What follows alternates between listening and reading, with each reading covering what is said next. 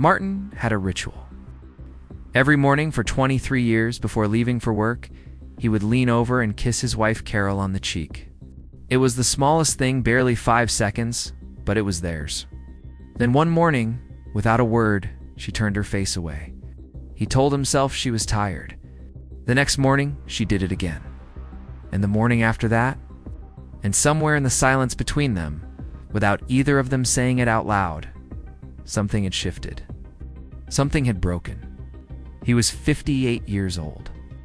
He had built a career, raised a family, kept his promises. And now his wife of 23 years was kissing only his forehead if she kissed him at all. He didn't understand it. He couldn't name it. But deep down, underneath all the explanations he made for her, he suspected the truth. He had noticed it himself in the mirror some mornings, the redness along the gum line, the slight metallic taste that never quite went away, the way his own breath felt thick and stale, even right after brushing. He had gum disease. He had known it for a while. What he hadn't known was how badly it had been eroding not just his teeth, but his marriage. Martin was the kind of man who handled things. He scheduled a dentist appointment, then another, then a specialist. He was told he had advanced periodontal disease, the kind that causes bleeding gums, loosens the bone underneath, creates pockets where bacteria multiply by the millions, and produces a sulfurous odor that no mint, no rinse, no amount of brushing can permanently eliminate. They recommended scaling, deep cleaning, then antibiotics, then a follow-up, then another follow-up. He did all of it. He spent thousands of dollars. He followed every instruction. And still, 3 months later, Carol was sleeping with the window open. He overheard her once, on the phone with her sister, saying she didn't know how much longer she could pretend everything was fine. That sentence lived in him for weeks. He replayed it on his commute. He replayed it at night, lying awake next to her, staring at the ceiling. He had tried everything the dentist suggested. He had done what medicine told him to do, and it hadn't been enough. What he didn't know, what almost no one tells you, is that the dentist's approach, however well-intentioned, was targeting the wrong enemy entirely. The conventional model of treating gum disease focuses on eliminating bad bacteria. Scaling, antibiotics, antiseptic rinses, all of it is designed to kill. But science has quietly arrived at a different conclusion.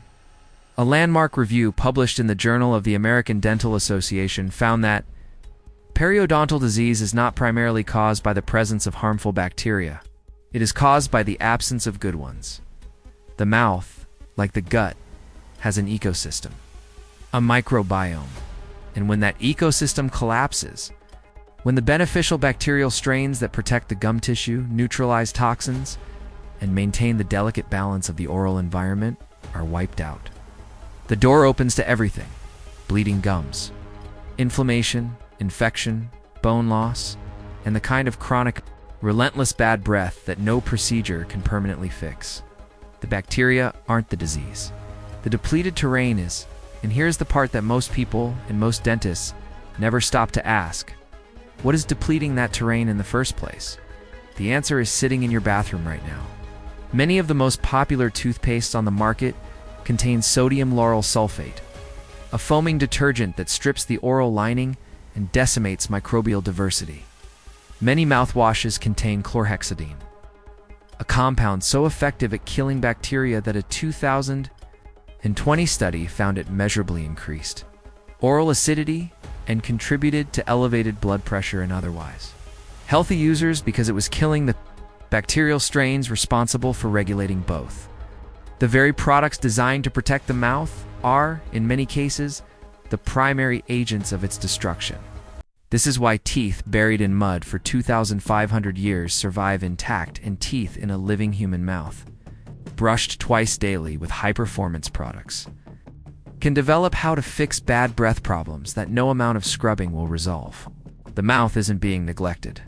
It's being chemically stripped of its own defense system. Leave a comment below telling us where you're watching from, and if you know someone who's been through this, share this video with them. It might change their life. Like most people who search how to fix bad breath and find nothing that lasts, Martin had already tried everything conventional dentistry had to offer. He found the real answer the way most people do, by accident. A colleague mentioned a doctor who had written about the oral microbiome, not about killing bacteria, but about rebuilding the bacterial community from within. Martin was skeptical. He was the kind of man who trusted procedures, not supplements. But he had run out of procedures. So he read everything he could find, and eventually he came across a formulation developed specifically to reintroduce the oral probiotics, specific bacterial strains that conventional dental care had been systematically destroying, strains like Lactobacillus reuteri, which research from São Paulo State University found capable of inhibiting harmful bacterial reproduction by 86%, and Bifidobacterium lactis, clinically shown to enhance gum pocket closure and support the reattachment of gum tissue to the tooth surface. The delivery method mattered too, not a pill that dissolves in the stomach before reaching the mouth, but a soft oral probiotics tablet designed to melt slowly on the tongue, activating the strains exactly where they were needed in the warm, moist environment of the oral cavity itself. Martin started quietly. He didn't tell Carol. He didn't want to raise her hopes, or his own. He let the tablet melt in his mouth each morning after brushing and went about his day. The first week, nothing dramatic. The second week, he noticed the metallic taste was fading.